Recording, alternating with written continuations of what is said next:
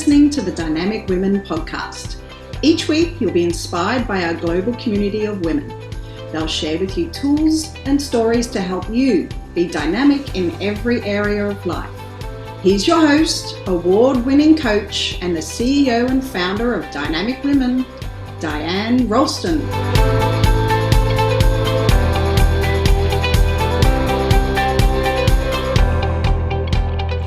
Hello, my lovely dynamic women, and welcome to the Dynamic Women podcast. I'm Diane Rolston. I am your host, and today we have the lovely Michele Pariza Wacek, otherwise known as Michele PW. Hey, Michele. Hi. Hey. And so for, if you are listening today, you are in for a treat because we're going to talk about how to sell more with love.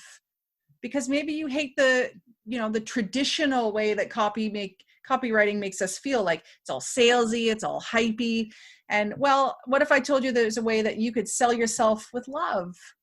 My gosh, this is so much more in alignment with me and what I do. And so my guest, Michele, is going to show us how to do that. So Michele, I want to jump right into what this is about, but I feel like we should talk about first who you are. And so you are a best-selling, award-winning fiction and nonfiction author. And on the fiction side, you write psychological thrillers, mystery, and suspense books. Oh, crazy. That's so cool. And you have a popular book blog. What's your book blog called? I don't have the name of that. Oh, it's mpwnovels.com. It's on my author site, but yeah, okay. I've got like book reviews and just fun awesome. Games for readers. So quizzes. I put quizzes on there. I mean, I guess games is probably, but quizzes. I've got like a bookworm quizzes. And that's so cool. You gamify book reading. I gamify book reading. You totally do gamify book reading. I love it. Okay. So then on the nonfiction side, you've written 5 books in the Lovebased business series that share how to sell more with love and build a solid, profitable business on a foundation of love. And in addition, you own a copywriting and marketing company that has sold nearly 50 million worth of products and services. So you're the real deal. I am. So good to hear. I love it. My favorite is like, I meet people that are like, yeah, I'm a writer. I'm like, what have you written? And they're like, well, I'm writing my first book or whatever. And so you're the real deal here. I'm so excited to have you here for you to share with our community, all of our listeners here. So first of all, let's just talk about what your business name. So Lovebased business. So what is a love-based business? So, and that's a great question. And because let me back up a little bit to how I got here, which was, I was I am a copywriter, but before I was a love-based copywriter, that's what I was thinking.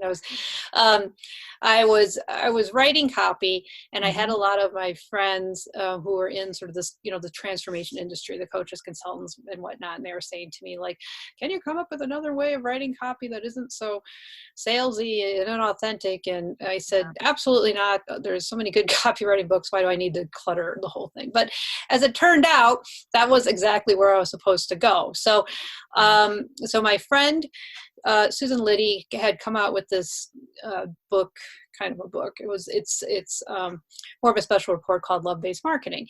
And I was looking at it and I thought, well, love-based copy. And I thought, well, it's the reverse of love-based copy. It's fear-based copy. And that's when, boom, the entire love-based copywriting philosophy downloaded into me. So here's the thing. So when you hear love-based, I know sometimes people go that this is like about romance or about dating or about something like that. And that's not really what it is. It's about all your emotions are under either fear or love. And fear-based emotions are things like, fear, anger, grief, shame, guilt, although anger and grief aren't terribly persuasive. And if you want to persuade anybody, you need to tap into emotions. And so if you want them to take action, if you want to persuade somebody to actually take action, you need to tap into emotions. And you have a choice. You can tap into those fear-based emotions or love-based emotions. So that's how I got to love-based copy. Now, how I expanded to love-based business is when I really delved into this, I realized that if we don't take the time to feel our emotions and to become, more emotionally intelligent or whatever. If we are running away from our emotions or burying them or whatever, just not wanting to feel them, because let's face it, they don't feel great. But the more we run away from trying to feel our emotions, the more they control us.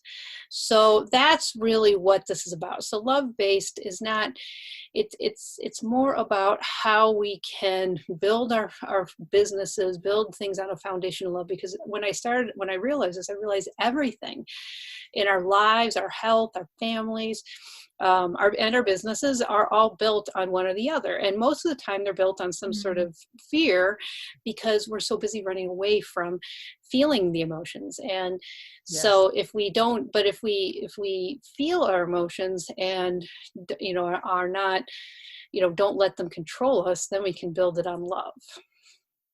Wow. And so have you found that love copy that's written with love or a positive emotion converts better than a fear-based copy? Yes, but there's a caveat here, because we need to explain it a little bit more. So when I say writing it with love, I'm not just saying that we gloss over the bad. In fact, I actually got in the Forbes, which was really great, and I was talking to the journalists about this philosophy. And one of the things that when I was talking to him, that I kind of realized is that love is really about truth. So it's about standing in your truth. And so what does that mean? That means that the truth is bad things happen to people. So, that is reality. That is a fact. So if we try to cover that up and gloss over it with the love-based stuff, then that is just as harmful as twisting it and turning the screws and making it feel really awful. So it's really about authentically standing here and saying, okay, well, you know what? Your ideal clients are truly in pain, and pain is a part of our life. There are people who are born and can't feel pain, and they tend to not live very long, because pain is your body's way of saying, hey, there's a problem. Maybe you should, look at this, because fire, or you've stepped on something and it's, pain is like our body's way of talking to us, and we use, pain to grow emotionally, grow spiritually. So pain is just part of it. So respectfully acknowledging our ideal prospect's pain is what we do. We don't try to agitate it. We don't try to turn it into suffering, which is mixing the fear-based emotions in there. We try to be, honest and again truthful, and not trying to gloss over things one way or the other, because to gloss over and pretend everything's okay when it's not is kind of a form of spiritual bypassing. So, and we don't want to go there either. So it's really about truth. So I feel like, but truth doesn't. So, the love base is why I like that, is because I feel like that's kind of the essence of the emotions, because the emotions really are, when we are trying to run away from our fear-based emotions, we are kind of living in a sense of inauthenticness. We're not. Yeah.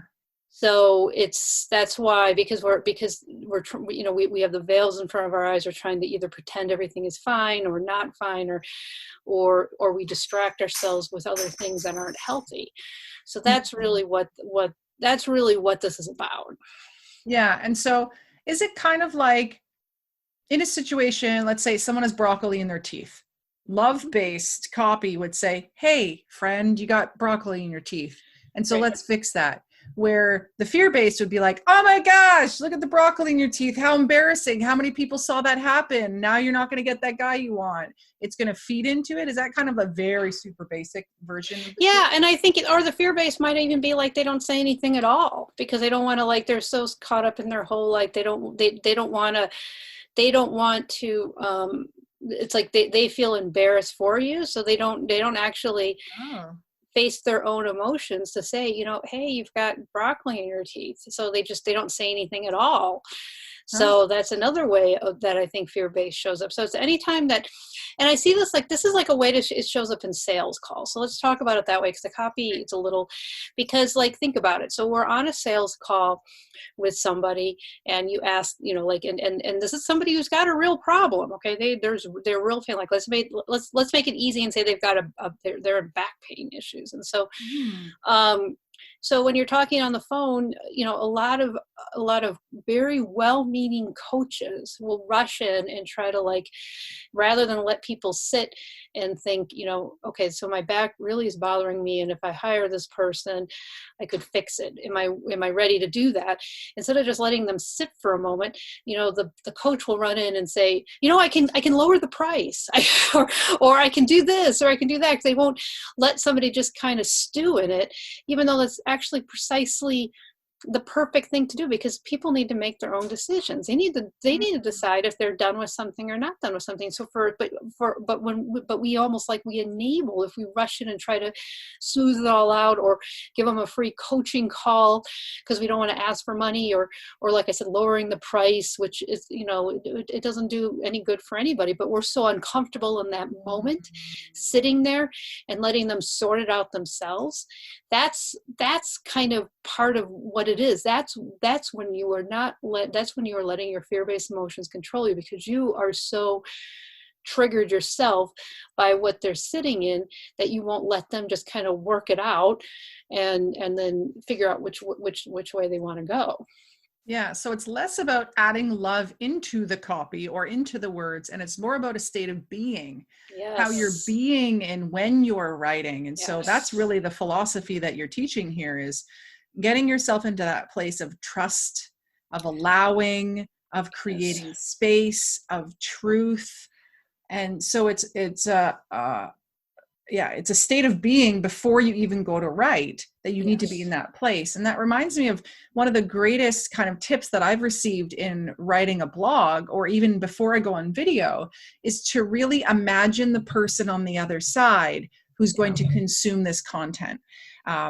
And remember, okay, this is a woman who is like this, and demographically they're this, and this is what she's feeling. And then I have a picture of her, and then I'm like, I am talking to you. And really zoning in on that, help me to feel what they're feeling, and then to talk to them like they're, you know, a real person, not a number in a group.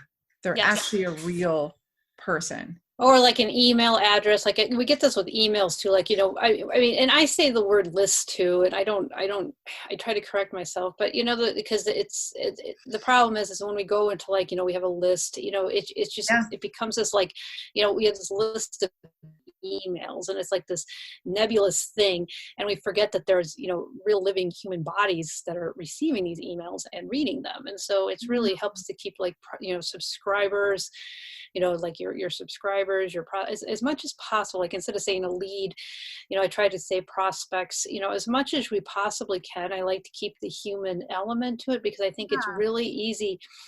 You know, marketing language has really depersonalized things, which I'm not really entirely sure why that happened, but or how, because I don't like to think, I guess I should say, I don't like to think, but I don't like to think it's because marketers want to do dastardly things, and but there is this I think it's probably more along the lines of shorthand and things are in doing things quickly, but I like to do bring the person back. So what I'm hearing here is, yes, it's a way to be concise, but the fault of that is it has made humans into inanimate items. Yes. And so let's play a little game here then, putting you on the spot. So let's take what society says and let's make it into a more in the love-based. We could speak of it that way. So I have 1,000 people on my list. What can we say instead?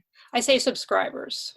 So I have 1,000 subscribers. 10, Yeah, or I have a subscriber list. Yeah, I mean, you can say, so, I mean, the problem, the list, I've struggled with lists because it is a list. It's a list of emails, but it's also, and it's a list of people, but it's, I mean, they're subscribers. So yeah, so scribes, I tried saying community, but I don't know if that's exactly right because community can be a Facebook community. So I will sometimes switch communities in there. It's like my community of 1,000 souls or 1,000 subscribers. So so that's another way to do it too. The thing is, community is a little less less exact, so it doesn't exactly imply you can write up an email and send it to them. But but I do think of community. I do think of this. Let's do a couple more of these. On Instagram or Twitter, I have 10,000 followers.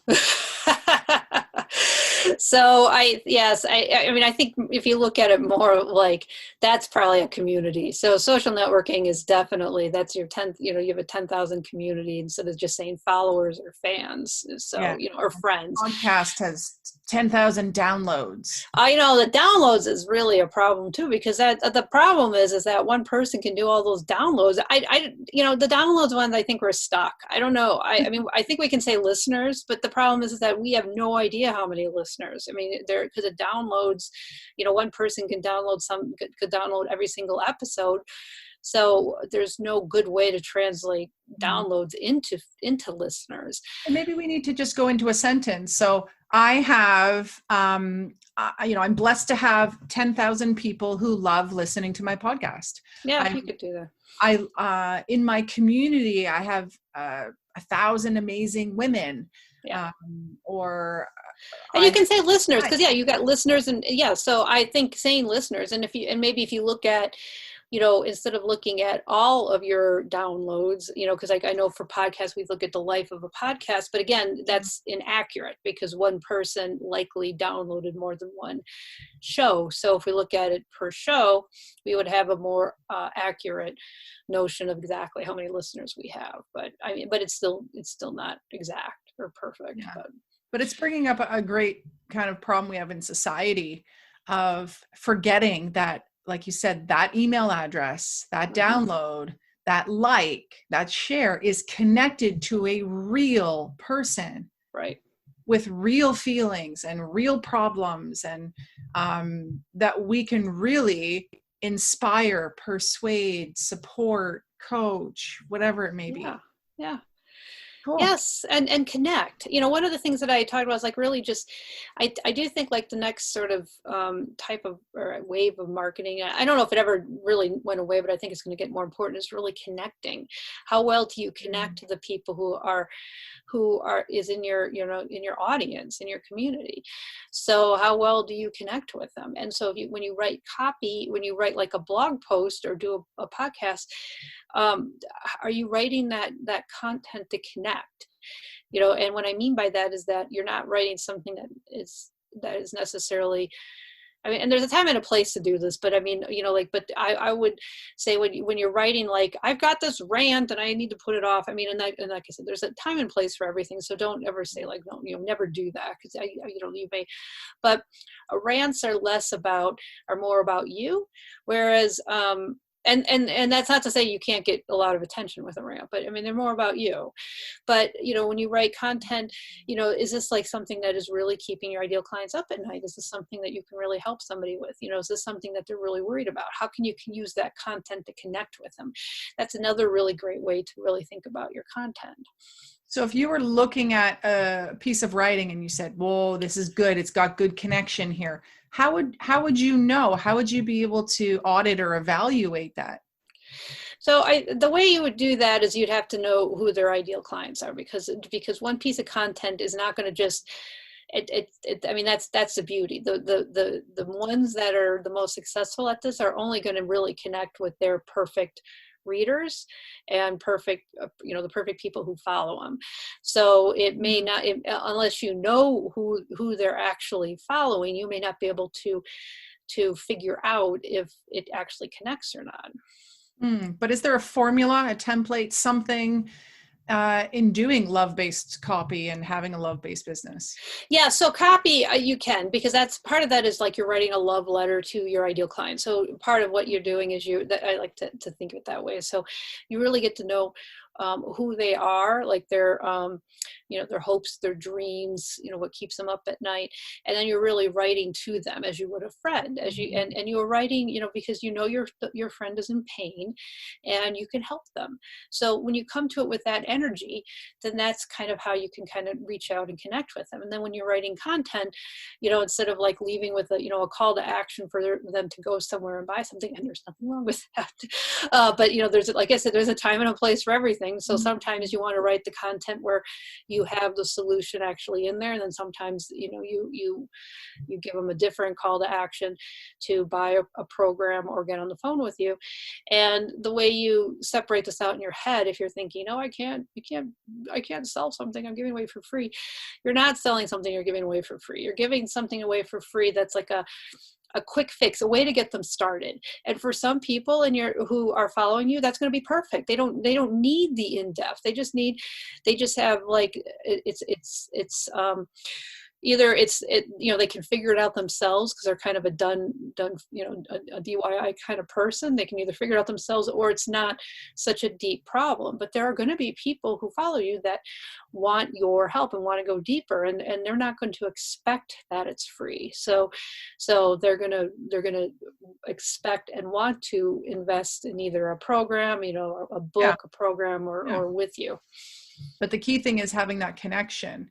Yes. And so are there any kind of tricks to show having more connection? I talk about in my Dynamic You book and program, one of the pillars is around connection and connecting and how to connect. But that's in a personal one-to-one or a one-to-many, a group, and usually in person or at least verbally over the phone. And you're doing it through words on a paper. And so how do you do that? Is it around being vulnerable? Is it around like how, because two pieces of copy, one is salesy and hypey and one is not. And because the salesy in that is not really as connected, but how do you actually put it in there? How does the connection come? So vulnerable can work, but vulnerable can also be a weapon. I mean, we've all read those things that sound like, I've never told this to anyone before. Then you read it and it feels, like a marketing, a marketing ploy. So, but truly being, okay, so we're back to being.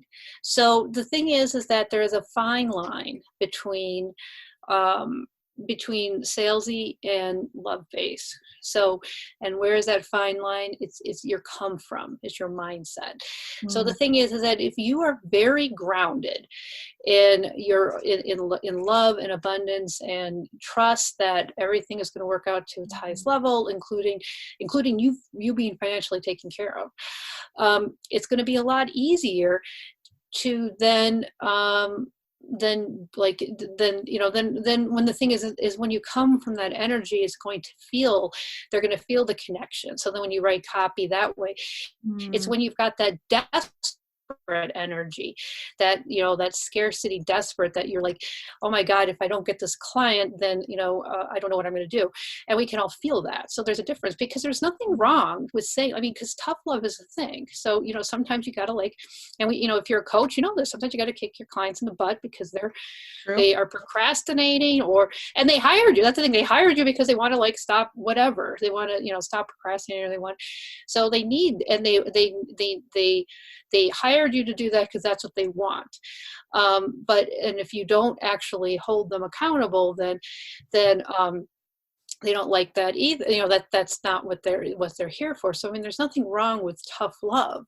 So it's just, you have to come from it clean. So you come from it clean and with your boundaries intact.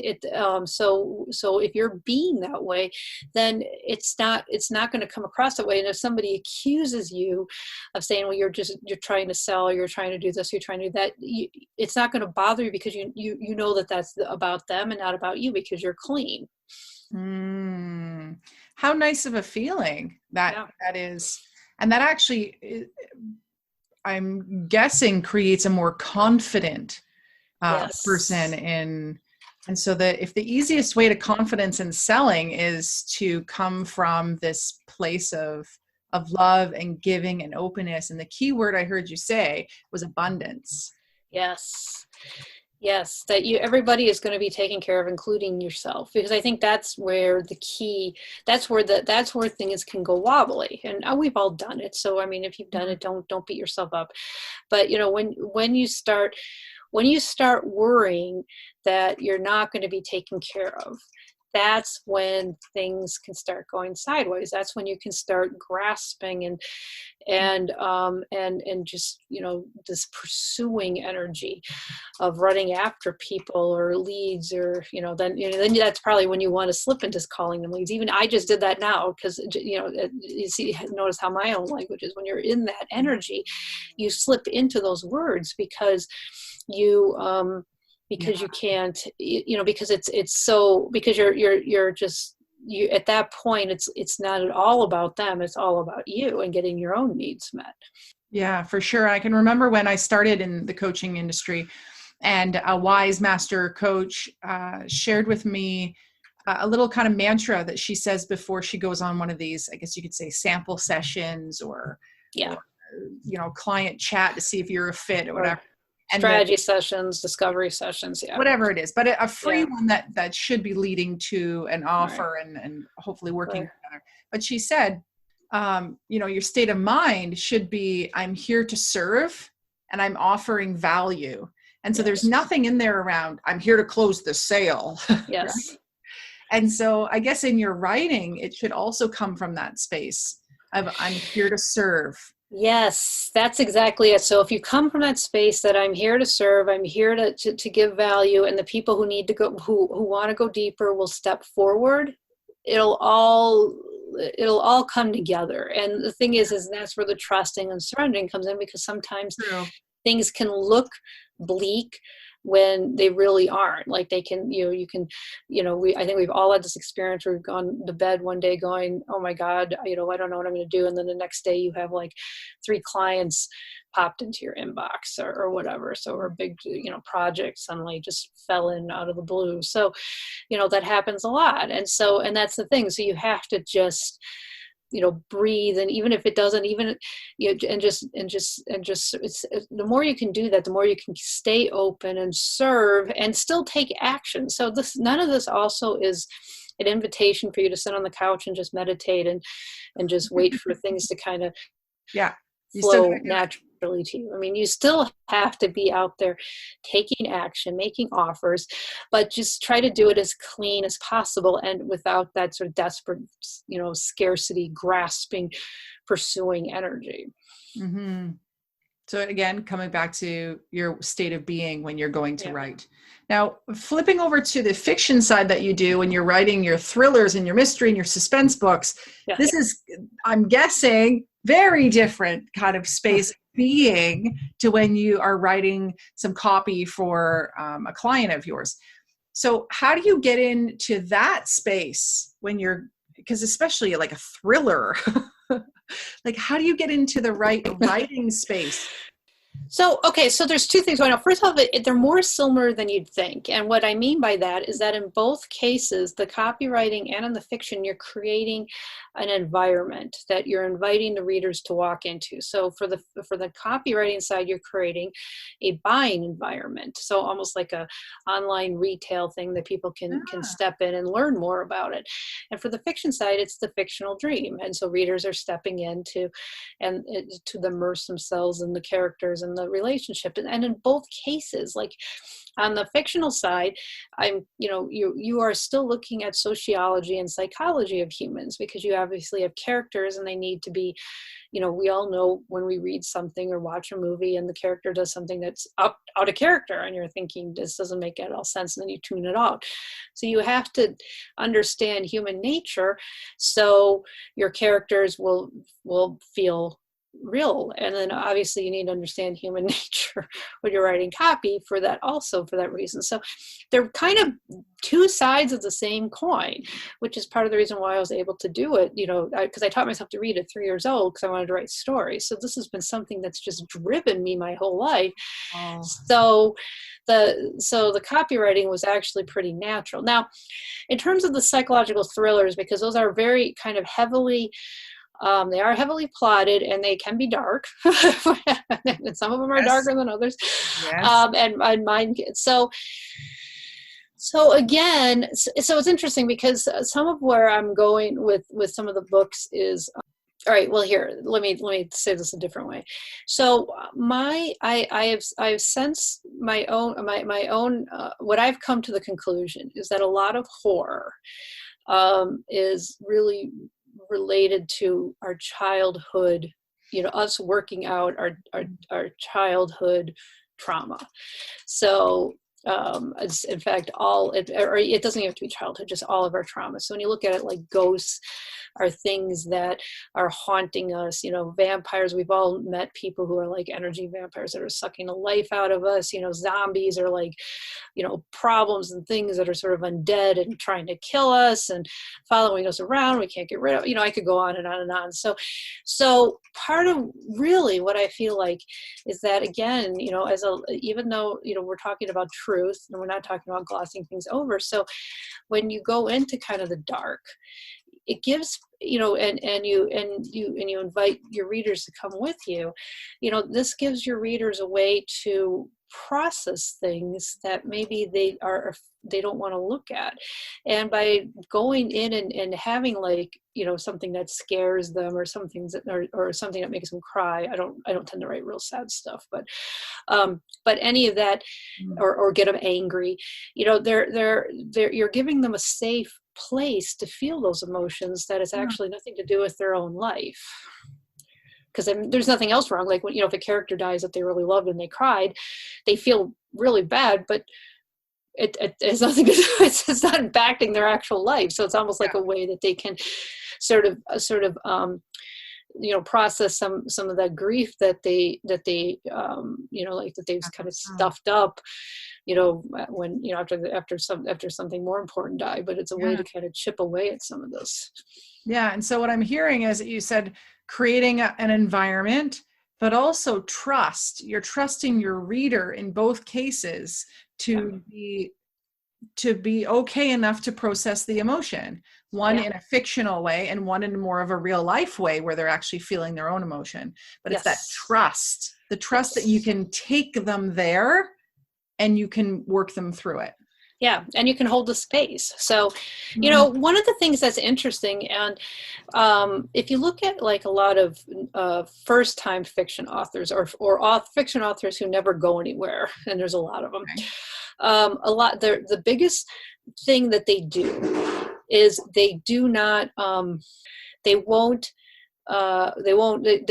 actually, what's the word I'm looking for? They won't let anything bad happen to their characters. So this is really, really common. I mean, really common. And it was really interesting because that was never my problem.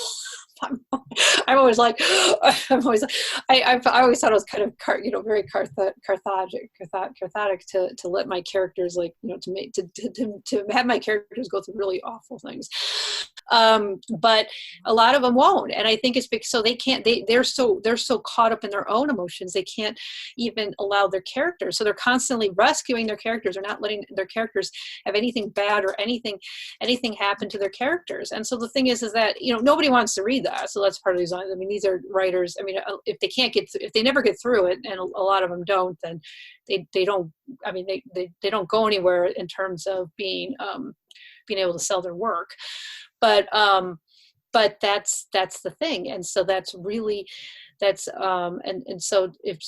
to go there, to allow your characters to be scared, to allow bad things to happen to your characters, allow your characters to experience conflict or heartbreak, that does require you to hold space for them. And then you are, through your characters, holding space for your readers to experience that with them. Yeah. Well, actually the series Game of Thrones, not to talk at all about the quality of the work or anything, but just the piece around your main protagonist gets like killed off like right away. It was shocking. The reason why I actually liked it was because I found a lot of books I was reading, I knew what was going to happen. And in this story, I never knew. It was constant, like sharp right turns. I was like, what just happened? And I quite enjoy that in the fiction piece. But if we go back to copywriting, I'm guessing you don't want that sharp right turn. Like, well, yeah. So that's the thing. I mean, they're two sides of the same coin, but they are different sides. So that's where sometimes it's important to remember that. Yeah. So yeah, the problem with the sharp right turn is that, you know, that can work in fiction because we're coming to fiction for a different standpoint. But where it can work in copy is the notion of entertaining. So the thing is that the more, if you are entertaining, you know, to people, and they are, and you say things that are unexpected, you can, that's a really, because you're not going to bore anyone to buy from you. So it's just a different way to do it. Like, you don't want to do a sharp right turn and confuse and leave them, well, you don't want to do that with fiction either. If you leave them confused or unsatisfied in either way, that's not going to work. But if you do things that, if you say something that's a little different, or you take something that's a different approach, you know, do a pattern interrupt in your emails or your marketing, it can work out that way too. Yeah. So pattern interrupt, that's what we're looking for. Yes. Okay. Or entertaining, or just saying something that's like kind of outrageous, you know, because then you're like, what do they say? So then people might be reading your emails because they want to see what outrageous thing that you say. So yeah. Yep. True. So the love-based copywriting that you do with your clients, it's really a way, a philosophy of how you work. That's probably why you've been able to have such success, and your clients have had such success. You have a giveaway for our listeners. So tell us about what that is.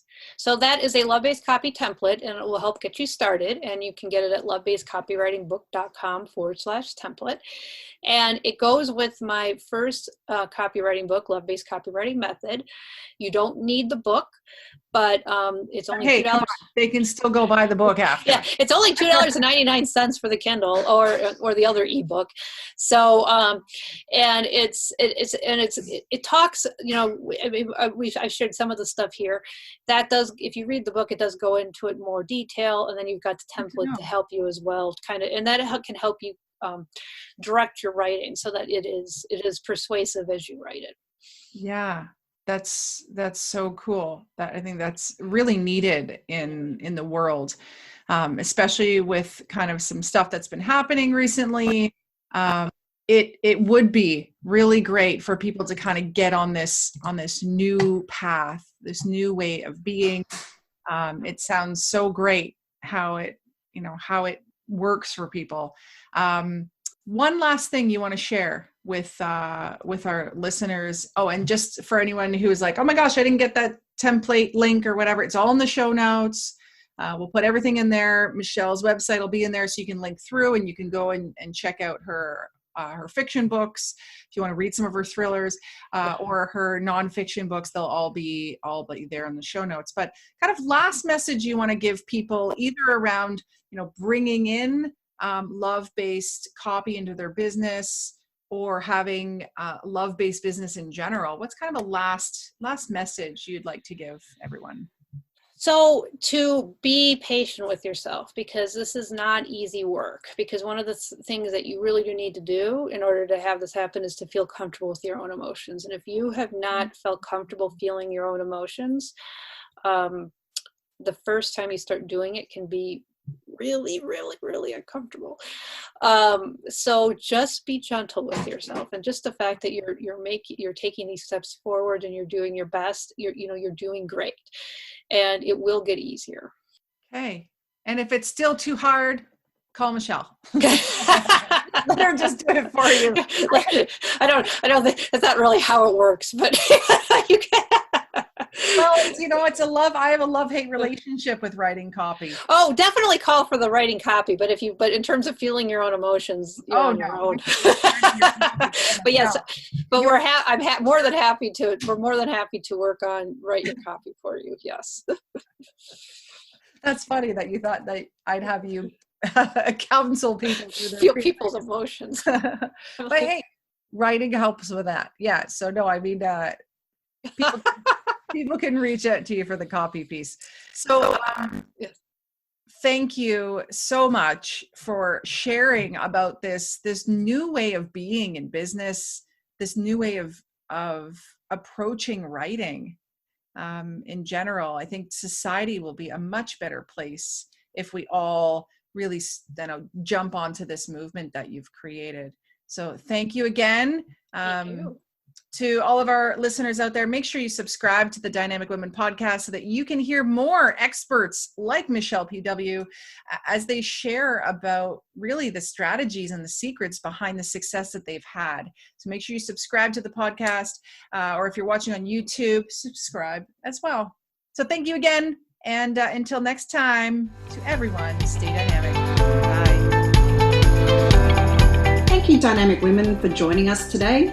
Please hop on over to iTunes to subscribe and leave us a review. Who do you know who needs to hear our message? We'd love it if you'd share our channel with your friends and family. If you're ready to be more dynamic, have more balance and more success, head over to www.dynamicwomenclub.com/free gift for your Key to Success book. Stay dynamic.